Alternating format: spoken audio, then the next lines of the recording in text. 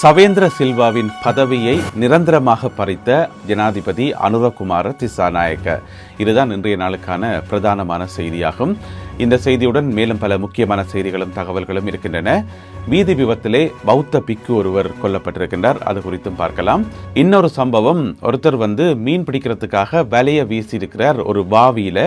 ஆனால் அந்த வலையில மீன் வருவதற்கு பதிலாக ஒருவருடைய இறந்த உடல் வந்திருக்குது. இப்படியான ஒரு அதிர்ச்சியான சம்பவம் இன்று காலை இடம்பெற்றிருக்கிறது. எனவே அது குறித்தும் பார்க்கலாம். தமிழடியான் சொந்தங்கள் அனைவருக்கும் வணக்கம். பாருங்கள் காணொளிக்குள் போகலாம். சவேந்திர சில்வா வகித்து வந்த ஒரு பதவி, அந்த பதவி இன்றிலிருந்து நிரந்தரமாக நீக்கப்படுகிறது. அதற்கான வர்த்தமானி வெளியிடப்பட்டிருக்கிறது. அந்த பதவியினுடைய பேர் என்னென்னு சொன்னால் CDS என்று சொல்கிறது. CDS என்று சொல்லி, அதாவது சீஃப் ஆஃப் டிஃபென்ஸ் ஸ்டாஃப் என்று சொல்லி, தமிழில் சொன்னால் பாதுகாப்பு படைகளின் தலைமை அதிகாரி. இப்படி ஒரு பதவி ஒன்று உருவாக்கப்பட்டு அது சவேந்திர சில்வாவுக்கு வழங்கப்பட்டிருந்தது. அது எப்படிப்பட்ட பதவி என்று சொன்னால், உண்மையில் அது ஒரு தேவையில்லாத பதவி. ஏனென்று சொன்னால், இப்போ முப்படையினர் இருக்கிறார்கள் தானே. முப்படையில் பார்த்தீங்கன்னு சொன்னால் ஒவ்வொரு படையினருக்கும் தரைப்படை, கடற்படை, வான்படைக்கு தனித்தனியாக தளபதிகள் இருப்பார்கள். அதுக்கு பிறகு முப்படைகளையும் ஒருங்கிணைச்சு ஜனாதிபதி அனுரகுமார திசாநாயக்கா எல்லோருக்கும் பொதுவான, அதாவது பாதுகாப்பு படைகளின் ஒருங்கிணைந்த தளபதியே அவர் தானே, ஜனாதிபதி தானே.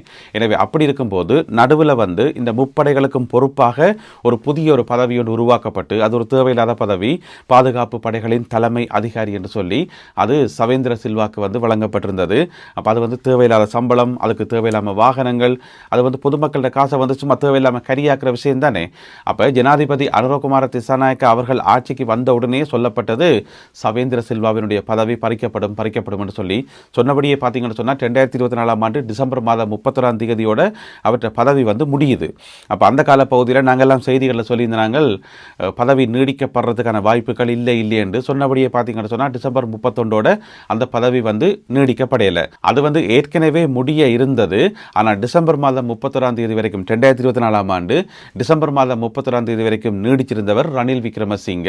எனவே அது தேவையில்லாத பதவி தானே. அப்போ அனுரகுமார திசாநாயக்க அவர்கள் பதவிக்கு வந்த பிறகு அந்த பதவி நீடிக்கப்படையலை. அவர் பதவி விலகி போயிட்டார். ஆனாலும் கூட அந்த பதவி இருந்து கொண்டான் இருந்தது. அந்த பதவி நிலை இருந்து கொண்டான் இருந்தது. அந்த அரசாங்கத்தினுடைய பதவி ஓர்டர் பட்டியலில் அந்த ஒரு பதவி இருந்து கொண்டான் இருந்தது. இன்றைக்கு அதை நிரந்தரமாக நீக்கியிருக்கின்றார்கள். இனிமேலும் அப்படி ஒரு பதவியும் கிடையாது. அதுக்கு யாரும் நியமிக்கப்பட வேண்டிய அவசியம் இல்லை. சும்மா தேவையில்லாமல் இதுக்கு பொதுமக்களோட காசை கரியாக்கணும் என்று சொல்லி அந்த பதவி நிரந்தரமாக நீக்கப்பட்டு அதற்கான வர்த்தமானி அறிவித்தல் வெளியிடப்பட்டுள்ளது.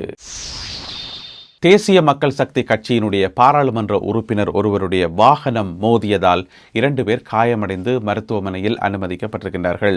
இந்த சம்பவம் இன்று ஞாயிற்றுக்கிழமை காலை நடந்திருக்கிறது. காலி மாவட்டத்தில் நடந்திருக்குது. காலி மாவட்டத்தில் இருக்கக்கூடிய ஹபரக்கடை என்று சொல்லப்படுற ஒரு இடத்துல தான் காலி மாவட்ட பாராளுமன்ற உறுப்பினர், NPP கட்சியினுடைய பாராளுமன்ற உறுப்பினர் DK ஜெயசுந்தர அவர்கள் போய்கொண்டிருக்கும் போது எதிர்பக்கம் பார்த்தீங்கன்னு சொன்னால் ஒரு ஆட்டோ ஒன்று வந்திருக்குது. அந்த ஆட்டோவும் இவருடைய அந்த வாகனம் மோதினதில் அந்த ஆட்டோவில் பயணம் செய்த 2 பேர் காயமடைந்து மருத்துவமனையில் அனுமதிக்கப்பட்டிருக்கிறார்கள். அந்த சம்பவம் நடக்கக்குள்ள இவருடைய வாகன சாரதி தான் வாகனத்தை ஓட்டிக்கொண்டு போயிருக்கார். அதாவது பாராளுமன்ற உறுப்பினர் நேரடியாக வாகனம் ஓடையில் அவருடைய சாரதி தான் ஓடிக்கொண்டு போயிருக்கார். எனவே சாரதி கைது செய்யப்படுவாரா என்ன ஏதென்று தெரியல. விசாரணைகள் ஆரம்பிக்கப்பட்டுள்ளன. ரயில் தண்டவாளங்களில் இருக்கக்கூடிய இரும்புகளை கலட்டி விற்கிறது இப்போ இலங்கையில் ஒரு புதிய பிரச்சனையாக மாறி இருக்குது.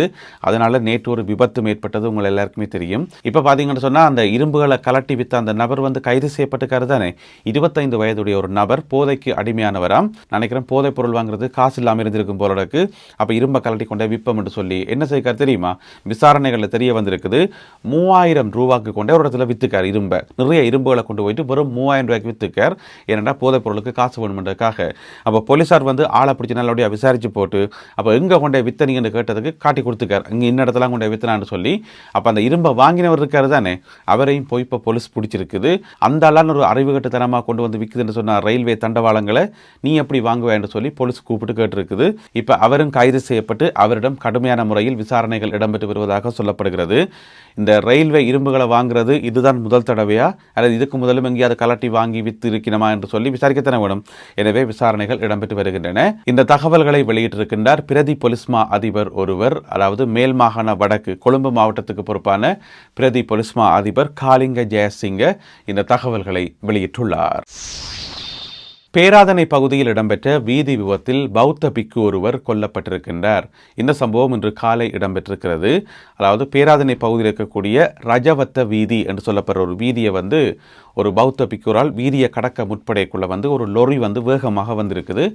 இந்த பௌத்த பிக்கு மேல மோதி அவர் சம்பவ இடத்திலே கொல்லப்பட்டிருக்கின்றார். என்ன பிரச்சனைன்னு சொன்னால், அந்த பாதசாரிகள் கடவையில் ஒரு பாதசாரி, ஒரு சாதாரண பொதுமகன் ஒரு கால் வச்சாலே உடனே வாகனங்கள் நிப்பாட்டிடணும். இதுதான் அடிப்படை ரூல்ஸ். அல்லது வீதியின் கரையில் நிற்கிற ஒருத்தர் வீதியை கடப்பார் போல இருக்கு என்று சொல்லி அந்த தோற்றம் தென்பட்டாலே வாகனத்தை ஸ்லோ பண்ணணும். அதுக்கு பிறகு நாங்கள் ஆக்கியூ பண்ண முடியாது.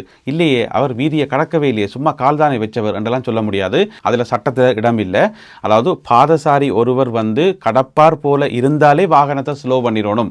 ஜென்ரலாக வாகனத்தில் கவனமாக போகணும்ன்றதான் அடிப்படை ரூல்ஸ். ஆனால் ரூல்ஸை பின்பற்றினா தானே. எனவே இந்த லொரி வேகமாக அந்த பிக்கு மேலே மோதி அந்த பிக்கு சம்பவ இடத்திலேயே கொல்லப்பட்டிருக்கிறார். 83 வயதுடைய ஒரு பிக்கு என்று சொல்லப்படுகிறது. போலீசார் விசாரணைகளை மேற்கொண்டு வருகின்றார்கள். அந்த சாரதி கைது செய்யப்பட்டுள்ளார். துப்பாக்கிகளுடன் 2 பேர் கைது செய்யப்பட்ட சம்பவம் ஒன்று புத்தளத்தில் பதிவாகி இருக்கிறது. அதாவது புத்தளம் வனாத்து வில்லு என்ற இடம் இருக்குத்தானே, அங்கே காட்டு புளியங்குளம் என்று சொல்லி ஒரு பகுதி ஒன்று இருக்கான். அங்கே பார்த்தீங்கன்னு சொன்னால் ஒரு தென்னந்தோப்புக்குள்ளே அங்கே ஒரு வீடு ஒன்று இருந்திருக்குது. அந்த வீட்டில் துவக்குகள், ரவுண்ட்ஸுகள், பிறகு சிறுத்தை தோலுகள் என்று சொல்லி கணக்க பொருட்களோட 2 பேர் இருந்திருக்கணும். அப்போ போலீஸுக்கு இப்படி ஒரு தகவல் கிடைச்சி போய் அவர்கள் கைது செய்யப்பட்டிருக்கின்றார்கள். அவர்களிடமிருந்த 2 துப்பாக்கிகள், 5 ரவைகள், மற்றது சிறுத்தை தோல், இந்த மாதிரியான பொருட்கள் எல்லாம் மீட்கப்பட்டு இப்பொழுது போலீசாருடைய கஸ்டடிக்குள்ள கொண்டு வரப்பட்டிருக்கிறது. நாளை திங்கட்கிழமை இவர்கள் புத்தளம் நீதவான் நீதிமன்றத்தில் முற்படுத்தப்படுவார்கள் என்று சொல்லி எதிர்பார்க்கப்படுகிறது.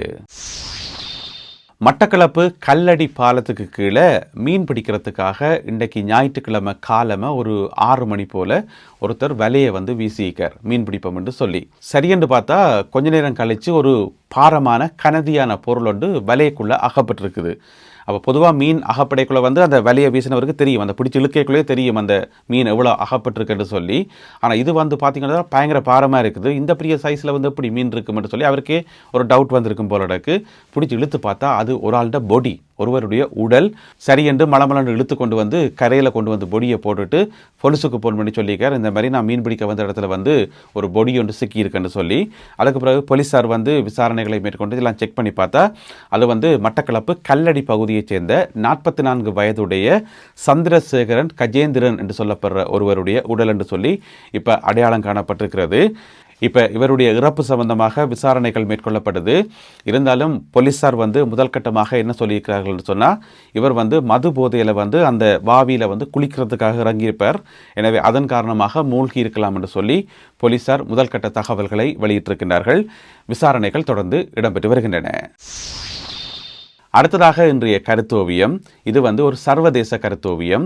இந்த கருத்தோவியத்தை நான் எங்கே எடுத்தினான்னு சொன்னால், ஈரான்லேருந்து வெளிவார ஒரு பத்திரிகை, அதாவது தெஹ்ரான் டைம்ஸ் என்று சொல்லி ஒரு பத்திரிகை ஈரானினுடைய தலைநகர் தெஹ்ரான்லேருந்து வெளிவாரது. அப்போ இன்றைய ஞாயிற்றுக்கிழமை பத்திரிகையில் இந்த கார்ட்டூன் போடப்பட்டிருக்குது. என்னென்னு சொன்னால், ஒரு தொப்பி ஒன்று இருக்குது, சிவப்பு கலர் தொப்பி. அதாவது அமெரிக்க ஜனாதிபதி டொனால்ட் ட்ரம்ப் அடிக்கடி போடுவார் சிவப்பு கலர் தொப்பி உண்டு. அந்த தொப்பி அதில் USA என்று சொல்லி எழுதப்பட்டிருக்கிறது. அது வரைக்கும் பிரச்சனை இல்லை. அந்த தொப்பியினுடைய மூலையில் பார்த்தீங்கன்னு சொன்னால், இந்த தொப்பி எங்கே தயாரிக்கப்பட்டது, எந்த நாட்டில் தயாரிக்கப்பட்டதுன்றதுக்கு ஒரு லேபிள் ஒன்று போட்டிருக்கணும் தானே. அதில் மேட் இன் சைனா என்று சொல்லி எழுதப்பட்டிருக்கிறது. எனவே என்னதான் அமெரிக்கா ஃபர்ஸ்ட், அமெரிக்காவுக்கு தான் முன்னுரிமை என்று சொல்லி டொனால்ட் ட்ரம்ப் அவர்கள் வெளியில் காட்டிக்கொண்டாலும் அந்த தொப்பி கூட சைனாவில் தான் உற்பத்தி செய்யப்படுதுன்றதை இதுக்கு பின்னால் இன்னும் நிறைய ஆழமான அர்த்தங்கள் எல்லாம் இருக்குது. எனவே இந்த ஒரு கருத்தோவியம் பற்றி நீங்கள் என்ன நினைக்கிறீர்கள், உங்களுடைய கருத்துக்கள் என்ன, உங்களுடைய பார்வை என்ன என்பதை மறக்காமல் கீழே எழுதுங்கள். அத்துடன் இன்றைய காணொலியில் பகிர்ந்து கொள்ளப்பட்ட செய்திகள் தொடர்பான உங்களுடைய கருத்துக்களையும் எழுதுங்கள். மீண்டும் சந்திப்போம் உறவுகளே. நன்றி, வணக்கம்.